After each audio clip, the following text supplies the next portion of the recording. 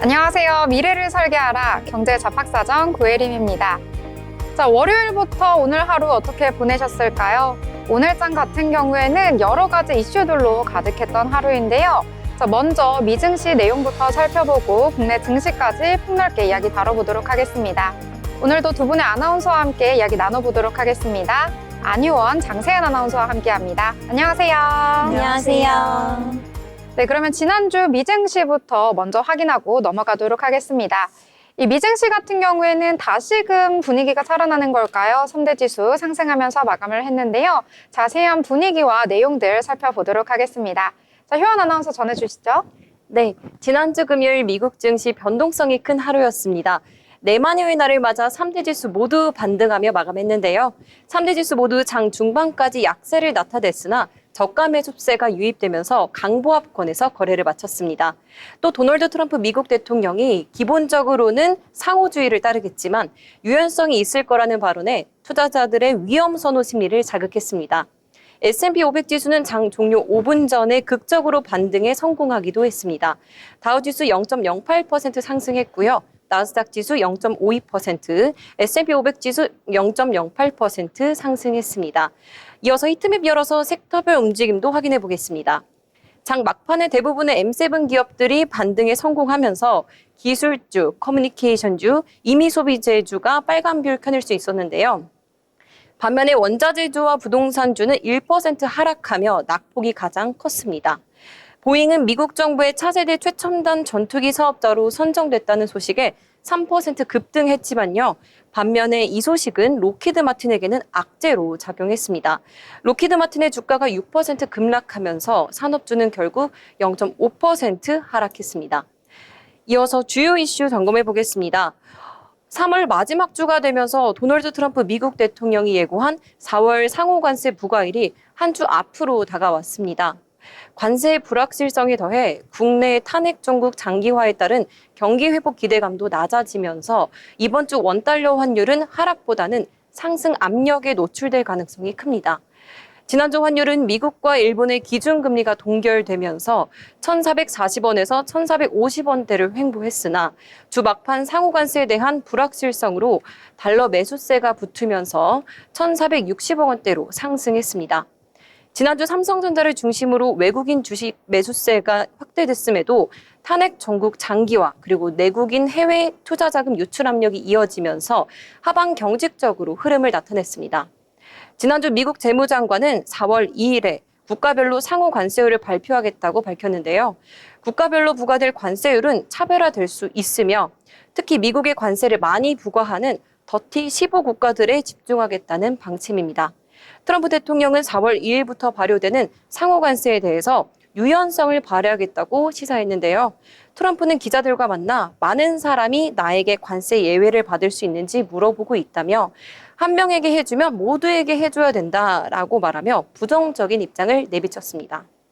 이어서 다음 소식입니다. 이번 주는 주요 경제 지표들의 발표도 빼놓을 수 없는데요. 지난주 3월 미국 FOMC에서 연방준비제도가 올해 경제 성장률 전망치를 낮추고 물가는 높이며 경제 전망에 대한 불확실성을 내비쳤던 만큼 이번 주 발표될 경제 지표들이 예상치를 하회할 경우 성장에 대한 우려는 커질 수 있는데요. 현지 시간 24일에는 미국 3월 S&P 글로벌 제조업 구매관리자 지수 PMI가 발표될 예정입니다.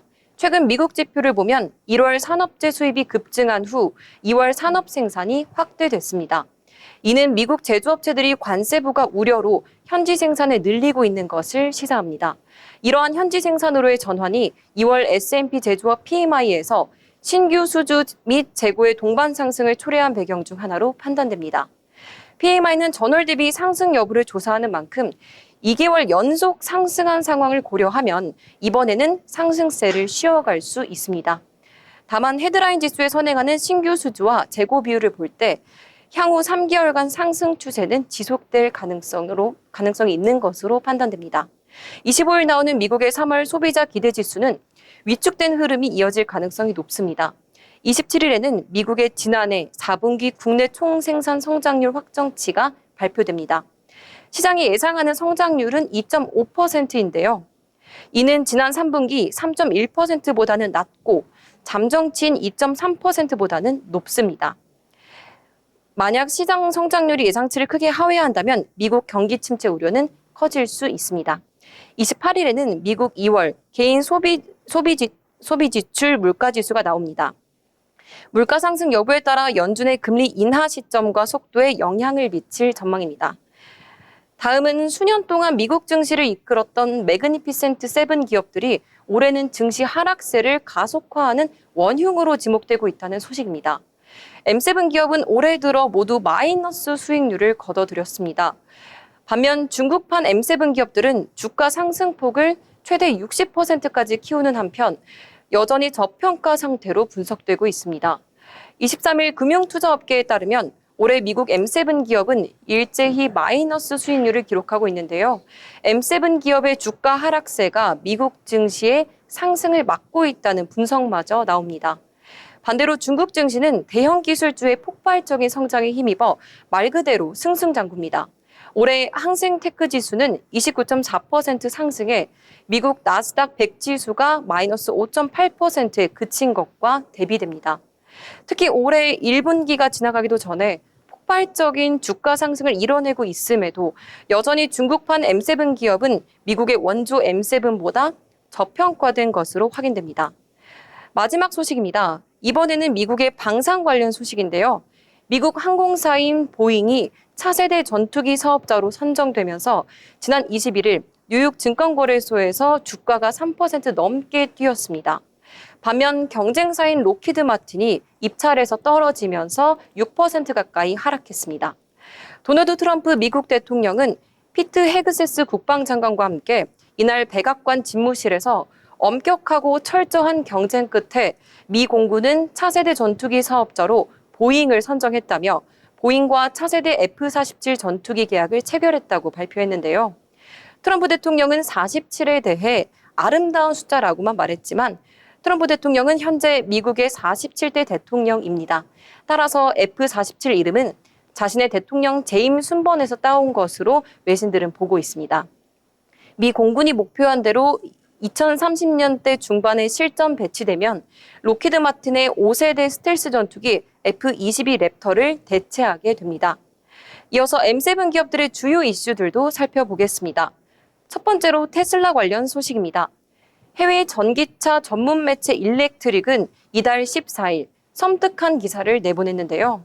테슬라는 독일에서 끝났다라는 제목의 기사였습니다. 유럽 전기차 시장에서 테슬라의 부진이 심상치 않기 때문인데요. 올해 들어 2월까지 판매량은 전년 동기 대비 43%나 줄었습니다. 유럽 최대 시장인 독일에선 테슬라의 신차 등록 대수가 같은 기간 70%나 급감했다고 밝혔습니다. 올해 초 유럽 전체 전기차 판매량은 늘었다는 점에서 테슬라의 실적은 더욱더 뼈아프다고 볼 수 있습니다. 하지만 머스크 CEO가 직원들에게 주식을 계속 보유하라고 당부한 덕일까요?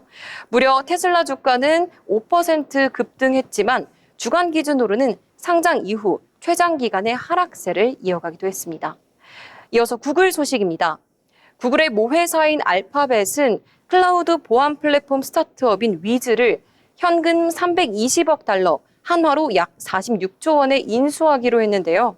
이는 구글 역사상 최대 규모의 인수건으로 2011년 모토로라 모빌리티 인수에 이어 인수 125억 달러에 이어 금액의 2.5배를 달성한 것입니다. 이 소식에 힘입어 구글은 0.5% 넘는 상승세 보였습니다. 이어서 애플 소식 전해드리겠습니다. 애플의 스트리밍 서비스 애플 TV가 연간 10억 달러 이상의 손실을 보고 있다는 소식이 들려왔는데요. 애플은 2019년 애플 TV 플러스를 출시한 이후 콘텐츠에 연간 50억 달러 이상을 지출했지만 작년에는 약 5억 달러로 줄였다고 밝혔습니다. 또 AI 분야의 부진을 만회하기 위해서 임직원 교체를 단행한다는 소식이 전해지자 이날 주가가 2% 가까이 상승했습니다. 이렇게 주요 이슈와 종목별 소식도 살펴봤는데요. 계속해서 시장의 움직임과 주요 이슈들 저희와 함께 꼼꼼히 체크하시면서 성공적인 투자 전략 세우시기 바랍니다. 지금까지 미증시 마감 시황이었습니다. 네, 미증시 전체적으로 잘 살펴주셨습니다. 이 초반에 약한 흐름 보였던 미증시 같은 경우에는 저가 매수세가 유입되면서 결국에는 강보합으로 마감되는 모습이 나타났는데요. 또 여기와 더불어서 이 트럼프 대통령의 4월 2일부터 발효가 되는 상호 관세, 조금의 유연성을 발휘할 수 있다라는 여지가 나타나면서 위험 회피 심리 조금은 줄어든 것으로 나타났습니다.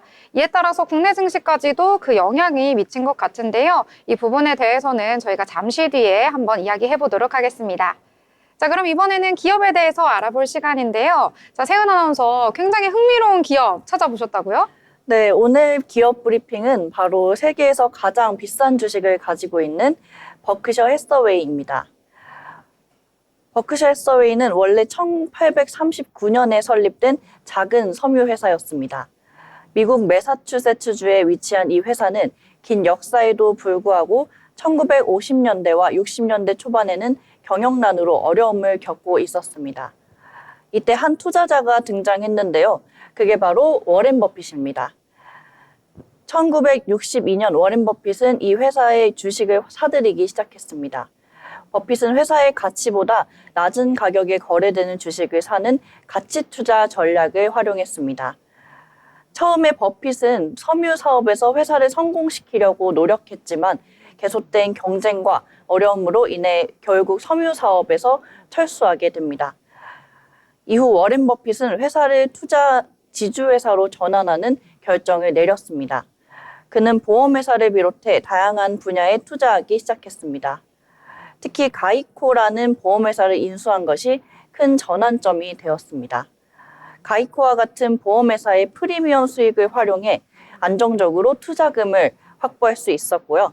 이렇게 확보한 자금으로 다른 회사들을 인수하면서 버크셔 해서웨이는 꾸준히 성장하게 됩니다. 버크셔 해서웨이는 현재 다양한 산업에 투자하고 있습니다.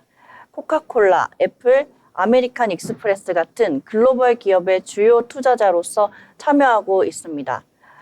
또한 철도 회사인 BNSF, 식품 기업 크래프트 하인즈, 그리고 배터리 회사 듀라셀까지 인수하면서 엄청난 포트폴리오를 구축하고 있습니다. 워렌 버핏의 투자 철학은 단순하면서도 명확합니다. 잘 이해할 수 있는 사업에 장기 투자하는 것이 가장 큰 특징으로 자리 잡고 있으며, 그리고 그는 기업의 본질적인 가치를 중요하게 생각하고 한번 투자하면 장기적으로 보유하는 방식으로 유명합니다. 워렌 버핏과 함께 회사를 이끄는 또 한 명의 중요한 인물, 찰리 멍거 부회장입니다. 두 사람은 오랜 시간 함께 일하면서 버크셔 해서웨이를 세계적인 투자 지주회사로 성장시켰습니다. 이들의 우정과 협력은 투자업계에서 전설로 여겨지고 있습니다. 매년 개최되는 버크셔 해서웨이의 연례 주주총회는 투자의 우드스탁이라고 불릴 만큼 인기가 매우 높습니다. 전 세계 수많은 투자자들이 모여 버핏과 멍거의 투자 철학과 회사 운영 전략에 귀를 기울이고 있습니다. 버크셔 해서웨이는 사회적 책임도 강조하고 있습니다. 워렌 버핏은 재산의 대부분을 자선단체에 기부하겠다고 약속했고, 실제로도 꾸준히 사회적 문제 해결에 앞장서고 있습니다. 이처럼 버크셔 해서웨이는 단순한 투자회사 이상으로 투자의 철학을 통해 전 세계 투자자들에게 큰 영향을 끼치고 있는 회사입니다. 오늘의 기업 브리핑은 여기까지입니다. 다음에도 유익한 소식으로 찾아뵙겠습니다. 네, 버크셔 해서웨이에 대해서 정리를 해주셨습니다. 특히 이 기업 같은 경우에는요, 올해 들어서 주가 상승률이 굉장히 커가지고요, 굉장히 잘 나가는 기업이다라고 보실 수가 있겠는데요. 이 작년 초부터 올해까지의 주가 상승률 살펴봤을 때요, M7 기업들보다 훨씬 크다라고 볼 수가 있어서요, 앞으로의 전망도 굉장히 밝습니다. 함께 알아두시면 좋을 것 같네요. 자, 그러면 저희 이번에는 신문에서 경제면 한번 살펴보도록 하겠습니다. 경제면 중에서도요, 정말 핵심만 뽑아서 요약해 드리려고 하는데요. 자, 효원 아나운서 어떤 내용인가요? 네, 신문에서 발췌한 기사를 전해드리는 뉴스 브리핑 시간입니다. 먼저 첫 번째 소식입니다. 한국 인수합병 시장에서 국내 기업 사모펀드가 주춤하는 상황이어서 자본력을 앞세운 중국 자본의 영향력은 더 커질 것으로 전망되고 있습니다. 중국 자본은 국내 사모펀드가 장기간 매각하지 못해 소가리를 하고 있는 매물을 관심 있게 지켜보는 것으로 알려졌습니다. 23일 마켓인사이트 집계에 따르면 지난해 1,000억 원 이상 경영권 거래 총 95건 중 국내 기업이 인수한 거래는 한운시스템과 레고캠바이오 등 5곳에 그쳤습니다. 나머지 거래에선 국내외 대형 PEF가 적극적으로 매물을 쓸어 담았지만 MBK 파트너스의 홈플러스 부실 경영 사태로 상황이 달라질 것이란 우려가 많습니다. 사모펀드들은 알짜 기업을 중국에 넘긴다는 비판을 받을 수 있는 만큼 포트폴리오 기업을 중국 자본에 매각하는 걸 꺼려왔지만 상황이 바뀌었습니다. 중국 자본이 국내 PEF 펀드 만기를 앞둔 포트폴리오 기업에 폭탄 세일 매물을 거둬들일 것이란 예상이 되고 있습니다. 이어서 두 번째 소식입니다. 개인 투자용 국채에 뭉칫돈이 몰리고 있습니다. 기존에는 10년, 20년 등 만기가 긴 채권만 있어서 투자자의 외면을 받았는데 이달부터 5년 만기가 추가돼 투자 심리가 살아났습니다. 1인당 연간 1억 원이던 절세 혜택 투자 한도도 이달부터 2억 원으로 늘었습니다. 국가가 부도나지 않는다면 원금과 이자를 안정적으로 보장받을 수 있다는 점이 개인 투자용 국채의 매력인데요. 이자 소득에 대해 금융소득 종합과세를 적용하지 않고 분리과세하는 세제 혜택도 있습니다. 투자 1년 이후부터 환매가 가능하고 개인 간에는 매매가 금지되는 등 환금성이 떨어지기 때문에 장기적 목표로 투자해야 한다고 전문가들은 조언하고 있습니다. 23일 미래에셋증권에 따르면 이달 10일에서 17일 진행된 3월 개인 투자용 국채 청약에 1,561억 원이 몰렸습니다. 발행 예정 금액인 1,200억 원을 훌쩍 뛰어넘었는데요. 청약은 8,444건으로 전월 대비 42% 늘었습니다. 개인 투자용 국채에서 초과 청약이 이뤄진 건 지난해 7월 이후 8개월 만입니다. 세 번째 소식입니다. 미국 증시가 기술주를 중심으로 급락하자 가치주 ETF에 돈이 몰리고 있습니다. 가치주 ETF는 올 들어 미국 기술주 ETF가 두 자릿수 하락률을 보이는 동안 탄탄한 주가 방어력을 보여줬는데요. 23일 ETF닷컴에 따르면 미국 증시에 상장된 뱅가드 밸류에 올해 들어 64억 5,780만 달러로 한화로 약 9조 4,781억 원이 순유입됐습니다. 지난해 1년 동안 이 ETF에 흘러든 자금이 81억 7천만 달러인데 약 80%에 달하는 금액이 3개월여 만에 들어온 것입니다. 특히 증시 변동성이 커진 이달 자금 유입이 집중됐습니다. 지난달 대비 순유입액이 3배 늘어났는데요. 지난 19일에는 하루 동안에만 25억 4,270만 달러가 유입돼 작년 9월 18일 이후 하루 기준 최대 순유입액을 기록했습니다. 투자의대가 워런 버핏이 이끄는 버크셔 해서웨이 클래스 B는 이 기간 16.65% 올라 기술주를 압도했습니다. 테슬라, 애플 등 주요 기술주인 매그니피센트 7을 담은 라운드힐 매그니피센트 7 ETF는 15.42% 내렸습니다. 네 번째 소식입니다. 삼성전자와 SK하이닉스를 출퇴근길에도 거래할 수 있게 됐습니다. 대체거래소의 거래 가능 종목 수가 350개로 늘어났기 때문인데요.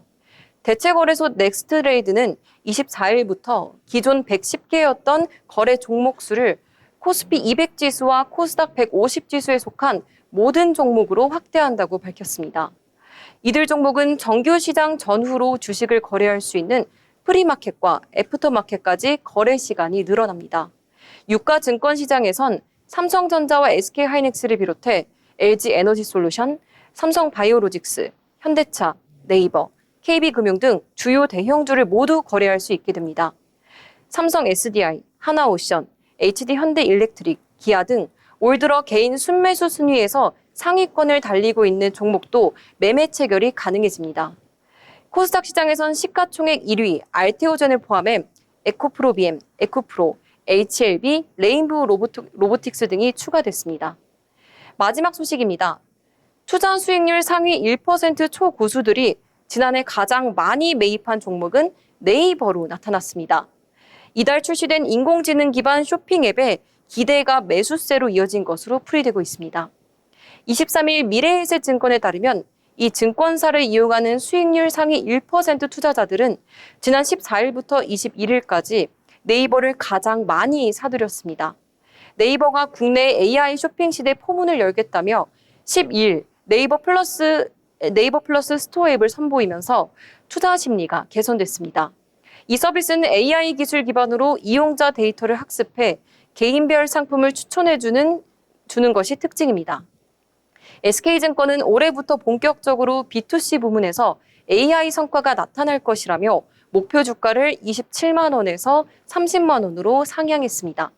이달 들어 SK증권을 포함해 6개 증권사가 네이버 목표 주가를 상향했습니다. 지금까지 뉴스 브리핑 전해드렸습니다. 네, 여러 가지 뉴스들 알기 쉽게 정리를 해주셨습니다. 이제 대체거래소가 나오다 보니까요, 전체적으로 거래되는 물량이 이 국내 정규시장에서는 좀 줄어들었다라는 평이 나오고 있습니다. 오늘부터 350개 종목으로 늘어났고요. 이 다음 주 월요일이죠. 31일부터는 총 800개까지 늘어난다고 합니다. 국내 상장사 중에 30%가 넘는 규모라고 해서요. 앞으로 또 이 거래 대금과 거래량 어떻게 변화를 할지, 주가에는 어떠한 영향을 미칠지 이 부분에 대해서도 집중적으로 탐색해 봐야 할 것 같습니다. 더불어 본 방송에서 제공하는 정보는 투자 판단을 위한 조언일 뿐 해당 종목의 가치, 상승과 하락에 대해서는 보장하지 않습니다.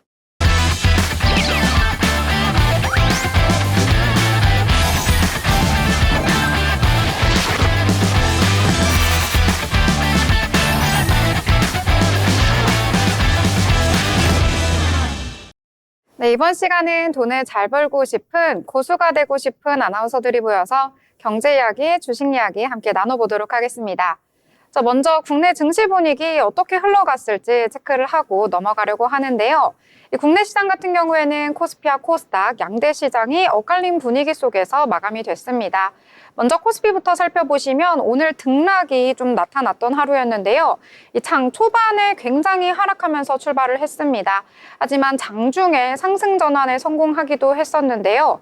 이 한덕수 총리의 탄핵 소추안 결국에는 기각이 되면서 외국인의 자금이 유입이 됐습니다.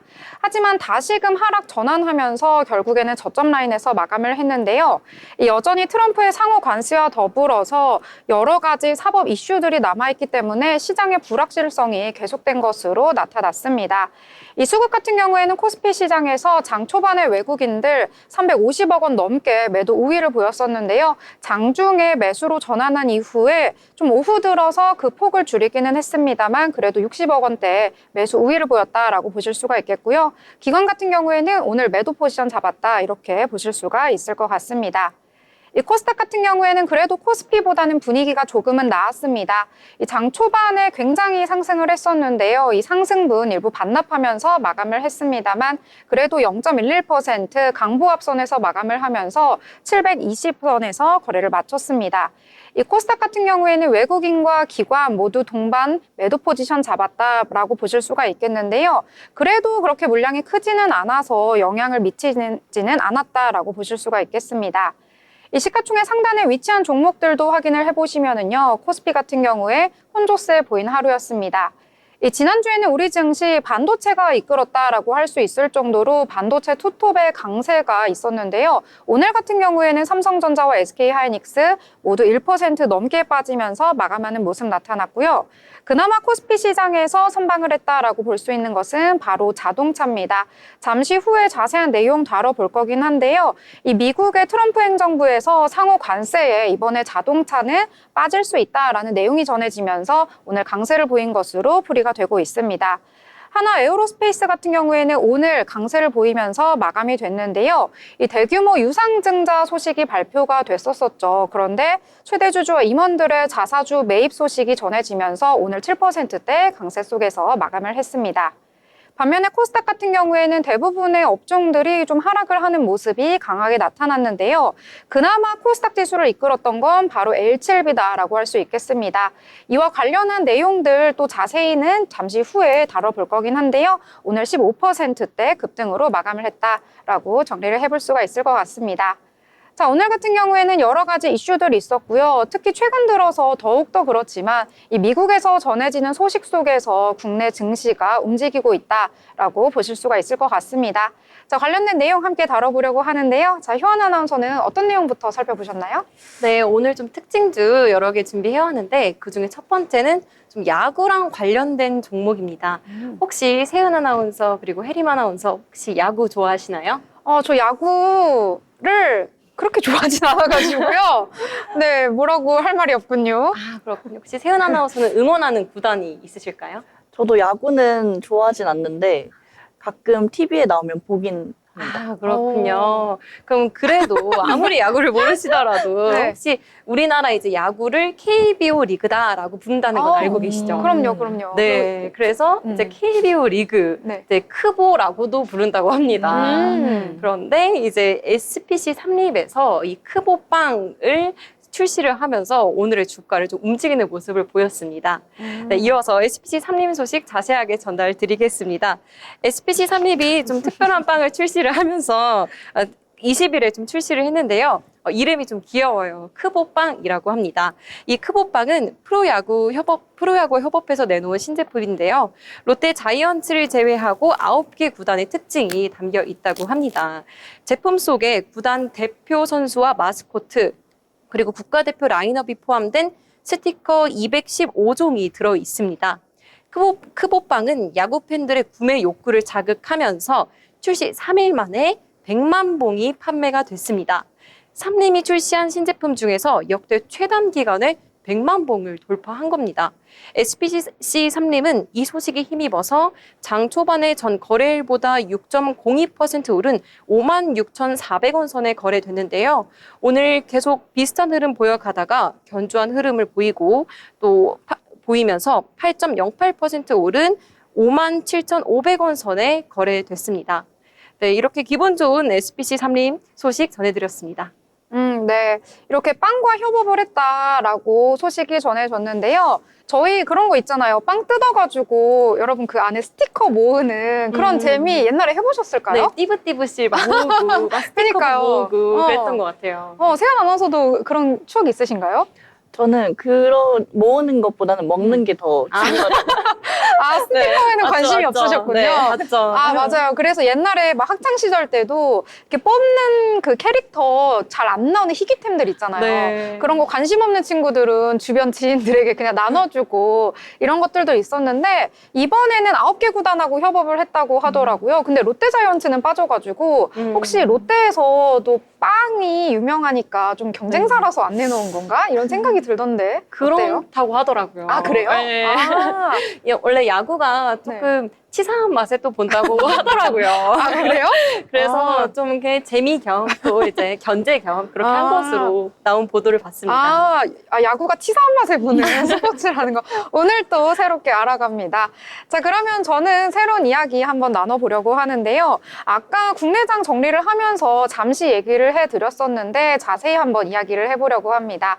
자, 오늘 장에서 자동차 관련주들이 강세를 보였었는데요. 자동차 대표주 현대차와 기아도 그렇고요. 그 하단에 있는 자동차 부품주들도 일제히 상승을 하는 흐름이 나타나서 함께 이야기를 나눠보려고 합니다. 자, 일단은 미국에서의 소식도 있었고요. 국내 기업들의 호재도 있었습니다.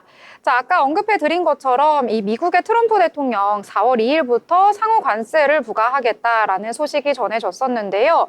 이 와중에 자동차를 비롯한 일부 품목은 제외될 가능성이 제기가 되면서 이에 따라 국내 주식이죠. 현대차와 기아 오늘 3%대 강세 속에서 마감을 했습니다. 자, 일단 도널드 트럼프 대통령 최근 들어서 매일매일 관세에 대해서 이야기를 하는 것 같습니다.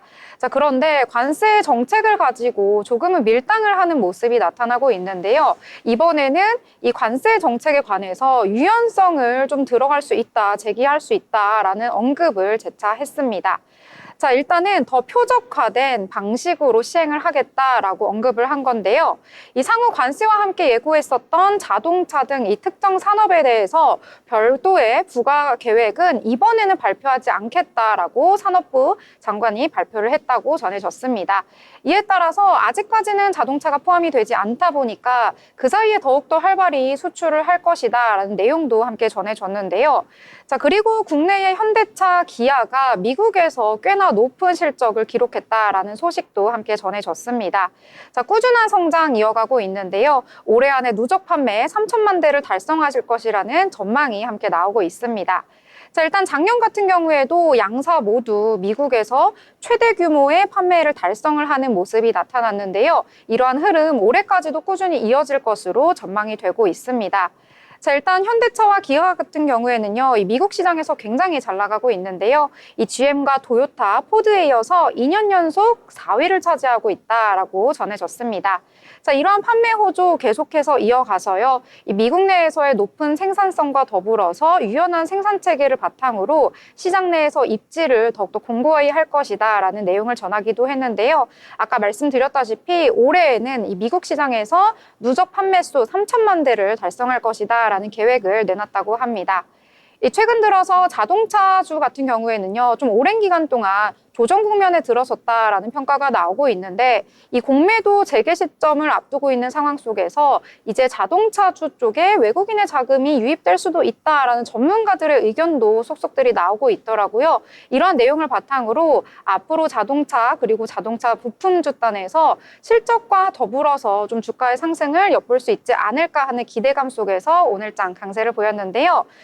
구체적인 주가 살펴보시면은요, 아까 현대차와 기아 모두 3%대 강세를 보였다라고 말씀드렸고, L7 만도 같은 경우에도 4.59%, 현대 모비스도 4.88% 상승 마감했고요. 현대 위아는 5%대, 화신 같은 경우에는 두 자릿수인데요, 11%대 강세 마감했습니다. 자, 이렇게 자동차 오랜만에 우리 시장에서 언급을 해드리는 것 같은데요. 앞으로 또 다른 소식 나오는 대로 정리를 해드리도록 하겠습니다. 자, 이번에는 효연 아나운서, 지난주에는 엄청 떨어졌었는데 오늘 네. 다시 상승한 종목 가져오셨다고요? 네, 맞습니다. 제약 바이오우즈 가져왔는데요. 지난주 금요일장에 좀 큰 낙폭을 겪으면서 굉장히 투자자들의 마음을 안타깝게 했던 그런 종목이죠. 바로 HLB입니다. HLB 그룹 주식들이 주력 개발 중인 간암 신약, 리보세라닙의 미국 FDA 승인이 불발된 여파로 지난주 금요일 일제 하한가로 추락했는데요. 오늘 장 초반에는 전 거래일보다 11.40% 오른 51,800원에 거래되면서 5만 원 선을 회복했습니다. HLB 제약, HLB 생명과학, HLB 테라퓨틱스, HLB 바이오스텝, HLB 제넥스, HLB 등 HLB 그룹주들이 일제히 동반 반등했습니다. HLB는 지난 20일 미국 식품의약품청으로부터 표적 항암제 리보세라닙에 대한 보완 요청서를 받았다고 밝힌 바 있는데요. 지난해 5월 보완 요구에 이어서 두 번째 도전에서 허가가 불발되면서 지난주에 낙폭을 겪었었죠. 다만 HLB가 5월에 좀 보완 서류를 제출을 해서 이르면 7월에 결정이 날 것이라며 삼수 의지를 밝혔습니다. 말 그대로 정말 중요한 건 꺾이지 않는 마음, 중꺾마의 정신을 보여준 것인데요.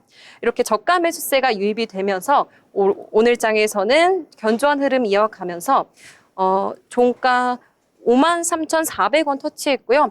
14.84% 올랐습니다. 네, 이렇게 HLB 말씀을 해주셨습니다. 오늘 장에서 또 한 번 하한가 맞이하지 않을까라는 걱정을 하신 투자자분들도 많이 계신데요. 일단 지난주 금요일에 하한가를 직행하는 모습이 나타났고 그룹주 전반적으로 좀 안 좋은 주가의 모습을 보여줬습니다. 그런데 오늘 장 출발하자마자 좋은 모습으로 나타나줬고요. 결국에는 두 자릿수대까지 상승하는 모습 나타나줬는데요.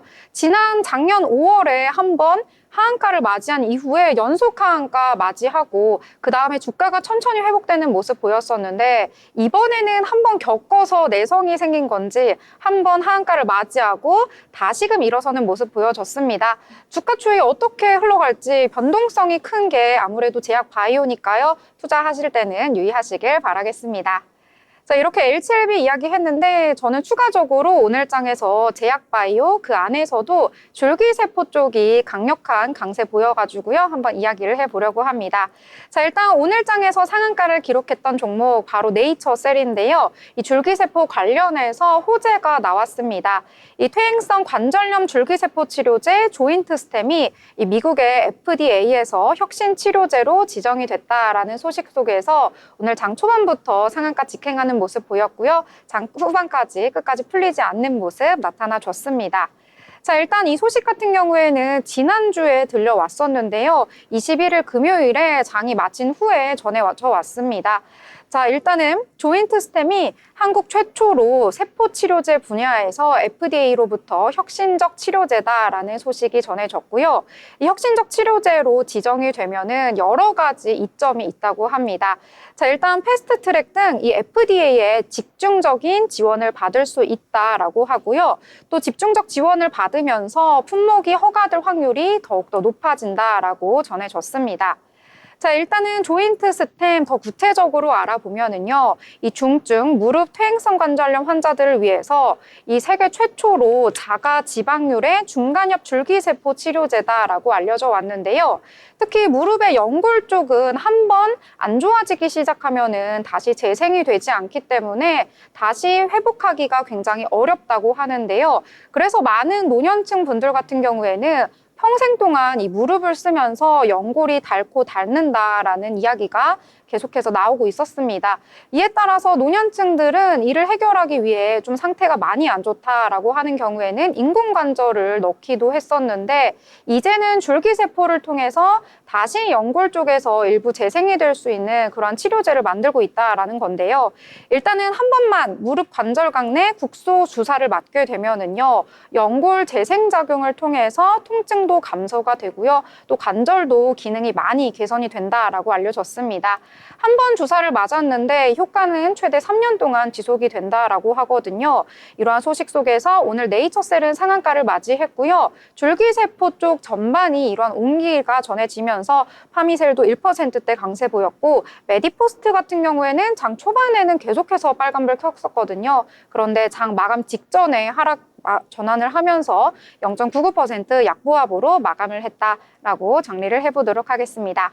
자, 그러면 이번에는요, 저희 인물에 대해서 알아볼 시간이죠. 자, 세은 아나운서, 오늘은 또 어떤 인물인가요? 네, 오늘은 인공지능 시대를 열어가면서 가장 주목을 받고 있는 인물입니다. 바로 오픈 AI의 CEO 샘 알트만에 대해서 알아보는 시간 가져보겠습니다. 네, 샘 알트만은 1985년 미국 시카고에서 태어났으며 어릴 때부터 호기심과 도전 정신이 남달랐습니다. 그는 이미 어린 나이에 컴퓨터 프로그래밍과 기술에 깊은 관심을 보였으며 스탠퍼드 대학교에 진학하면서 컴퓨터 과학을 전공했습니다. 하지만 알트만은 자신이 학교보다 더 큰 세상에서 배우고 성장할 수 있다고 판단하면서 결국 대학교를 중퇴하게 됩니다. 19살이었던 2005년 샘 알트만은 위치 기반 소셜 네트워킹 앱 루프트를 창업했습니다. 루프트는 사용자의 위치 정보를 기반으로 친구들과의 연결과 교류를 돕는 서비스로 당시 신선한 아이디어와 가능성을 인정받아서 큰 주목을 받았습니다.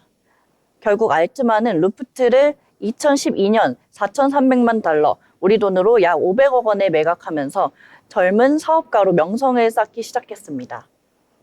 이후 그는 스타트업 엑셀러레이터인 Y 컴비네이터에 합류하면서 스타트업 육성에 본격적으로 뛰어들었습니다. 알트만은 수많은 초기 스타트업에 투자하고 멘토링하면서 에어비앤비, 드롭박스, 레딧 등 세계적인 기업들의 성장을 도왔습니다. 2014년에는 Y 컴비네이터의 대표로 취임하면서 회사를 더욱 성장시켰고 스타트업 생태계를 이끄는 핵심 인물로 자리 잡았습니다. 하지만 알트만의 혁신적인 도전은 여기서 끝나지 않았습니다. 인공지능이 인류의 미래를 바꿀 핵심 기술이라 판단한 그는 2015년 일론 머스크 등과 함께 비영리 인공지능 연구기관인 오픈 AI를 설립하였습니다. 오픈 AI의 목표는 인류 모두에게 안전하고 유익한 인공지능 기술을 개발하는 것입니다. 샘 알트만은 이후 CEO로서 오픈 AI를 세계에서 가장 주목받는 인공지능 연구소로 성장시켰습니다. 2022년 말 알트만은 오픈 AI를 혁명적인 챗봇, 챗 GPT를 세상에 공개하면서 전 세계의 이목을 집중시켰습니다. 챗 GPT는 단순히 대화형 인공지능을 넘어서 창의적이고 복잡한 업무까지 수행을 하는데요. 전 세계적으로 엄청난 반향을 일으켰습니다. 이로 인해 알트만은 인공지능 분야에서 가장 영향력 있는 인물로 급부상하게 됩니다.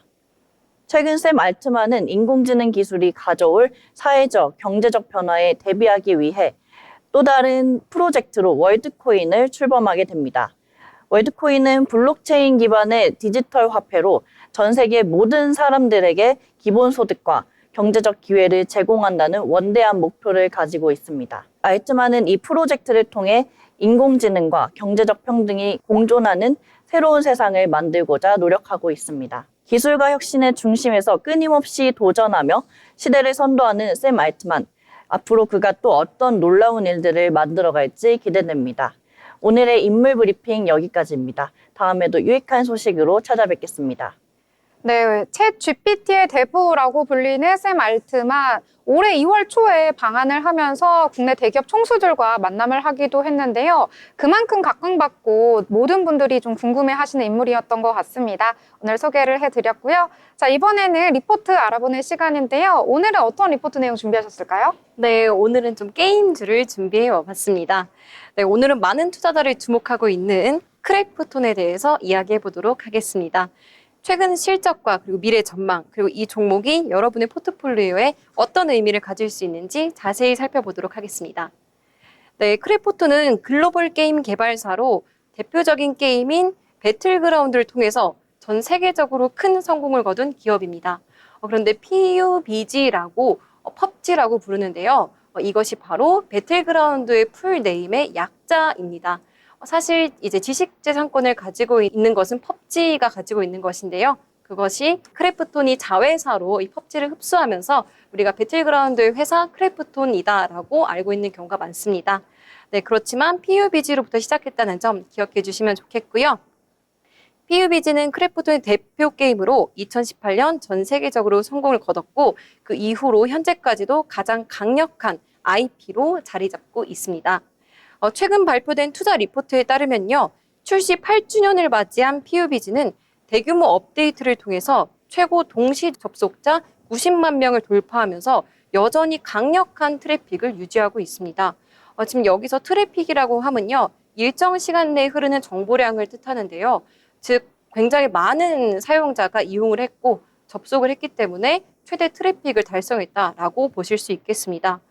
PUBG는 지속적인 업데이트 로드맵을 통해서 유저 유입을 확대하고 있으며 또 슈퍼카 콜라보와 UGC, 사용자 생성 콘텐츠죠. 네, 이 시스템을 도입해서 콘텐츠의 다양성을 높이고 있습니다. 이 아래 보이시는 이 사진이 이번에 8주년 로드맵을 좀 개봉을 하면서 뮤비처럼 만든 그런 영상의 썸네일인데요. 이렇게 8주년 업데이트를 하면서 많은 유저들이 좀 기대감을 갖고 있습니다. 이제 크래프톤의 차기작인 좀 인조이를 살펴보도록 하겠습니다. 인조이는 AI 기반의 높은 자유도를 제공하는 인생 시뮬레이션 게임으로 게임 속 아바타의 조이의 삶을 플레이하는 형식입니다. 게임 속 아바타의 조이의 삶을 다루면서 이런 시뮬레이션 게임을 지속하는데요. 19일에 쇼케이스를 진행을 했고요. 이번 주 금요일 28일에 출시가 될 예정입니다.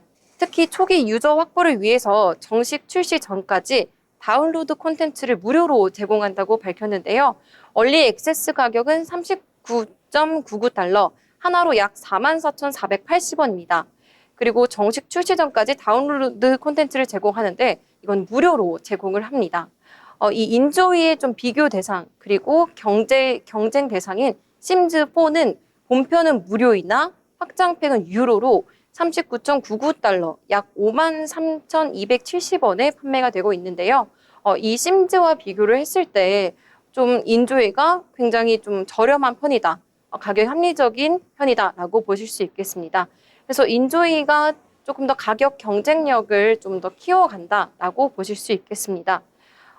인조이는 1년간 얼리 액세스를 통해서 지속적인 업데이트를 통해서 완성도를 높일 계획인데요. 한국적인 정서가 반영된 사실적 그래픽과 그리고 AI 기반의 높은 자유도가 강점으로 작용할 예정입니다. 그리고 이후에 계속해서 완성도를 높여가면서 이용자 확보를 계속할 예정이고요. 지속적인 업데이트를 통해서 한 번에 좀 매출이 증가하기보다는 점진적인 매출이 증가할 것이다 라고 투자 리포트는 분석하고 있습니다. 옆에 사진을 보시면요. 한국적인 정서가 느껴지는 AI 시뮬레이션을 보실 수가 있고요. 또 아래 보시면 점진적인 업데이트를 이어나간다는 계획표를 보실 수가 있습니다. 또 2024년 4분기 실적이 부진해서 올해 1분기 실적은 어떨지 많은 관심 갖고 계실 텐데요. 2024년 전체 매출액과 영업이익은 역대 최고치를 기록했습니다. 특히 영업이익이 전년 대비 54% 증가를 했고요. 1조 1,825억 원을 달성했습니다. 하지만 일부 투자자들 사이에서는 배틀그라운드 2018년에 세계적으로 인기를 끌긴 했지만 지금이 최고점일 것이다 라고 생각하는 관점이 늘어나면서 비즈니스 모델의 지속 가능성에 대한 우려도 나오고 있는 상황입니다. 그래서 피크아웃 우려가 나오면서 좀 우려를 계속해서 가져가고 있고요. 뿐만 아니라 향후 5년간 1조 5천억 원, 1조 5천억 원 대규모 투자 계획도 발표를 했습니다. 그러다 보니까 약간 지지부진할 수도 있겠는데 라고 생각했던 투자자분들, 여기에다가 1조 5천억 원이라는 대규모 투자 계획까지 크래프톤이 밝히다 보니까 조금 더 우려가 짙어진 것으로 보입니다. 그래서 이렇게 투자 계획을 밝힌 이후에 실적 발표도 같이 이어졌는데요. 그래서 이 실적 발표 이후에 주가가 12%나 하락하는 경우도 있었습니다. 다만 이 투자 리포트에서는요, 인조의 흥행이 된다면, 그리고 작년 말 출시된 론도맵의 출시 효과가 긍정적이라면 조금 더 우리가 상승할 것이다 라는 상승 기대감을 가져갈 수 있다고 분석했는데요. 여기서 론도맵이라고 하면 영A 전장이라는 의미를 지닌 8x8kg의 대형 사이즈의 맵입니다. 이 맵은 배틀그라운드 맵 중에 역대 가장 넓은 플레이 공간을 가지고 있는데요. 인조의 흥행 그리고 론도맵이 긍정적인 효과를 이끌어낸다면 대규모 투자 리스크가 완화되고 그리고 긍정적인 실적이 전망 가능할 것이다 라고 분석이 되고 있습니다. 이어서 삼성증권의 2025년 1분기 긍정적 전망, 인조의 관련 마케팅 비용이 좀 증가를 하면서 또 인력도 채용을 하다 보니까 인건비가 증가할 것인데요. 이에도 불구하고 화평 정영의 춘절 효과, 중국의 가장 큰 명절이죠. 가장 큰 명절 효과로 중국판 배틀그라운드인 화평 정영이 굉장히 큰 상승폭 보여줬습니다. 뿐만 아니라 모바일 PUBG의 3월 대규모 업데이트, 그리고 스팀 PUBG의 8주년 업데이트 효과로 삼성증권은 2025년 1분기를 긍정적으로 전망했습니다. 따라서 매출은 전년 대비 23% 증가하고 직전 동기 대비는 33% 증가할 것이라고 내다봤고요. 또 영업이익은 전년 대비 25% 그리고 컨센서스 대비 6.8% 상승할 것이다 라고 전망했습니다. 그렇다면 삼성증권은 마지막으로 어떤 결론을 냈을까요?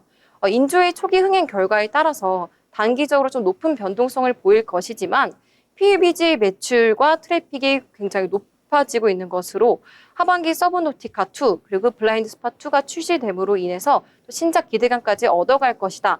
그래서 2025년 영업이익은 5% 상승할 것이고 목표 주가는 46만에서 47만으로 올려 잡았습니다. 약 2.2% 올려 잡은 것인데요. 따라서 마지막 한마디 보시면요. 단기 변동성에도 장기적인 투자 매력이 견조할 것이다. 크래프톤의 주가는 장기적으로 우상향 추세를 보일 것이다 라고 내다봤습니다. 네, 이상 크래프톤에 대한 투자 정보 살펴봤습니다. 여러분들의 투자에 도움되는 정보였기를 바라겠습니다.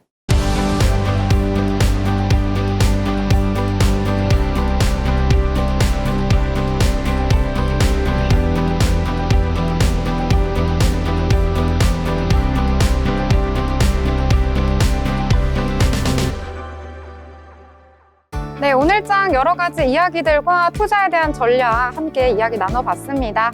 오늘 방송은 여기서 마무리 짓도록 하겠습니다. 저희는 화요일 방송으로 알찬 소식 가지고 전해드리도록 하겠습니다. 시청해주신 여러분 고맙습니다.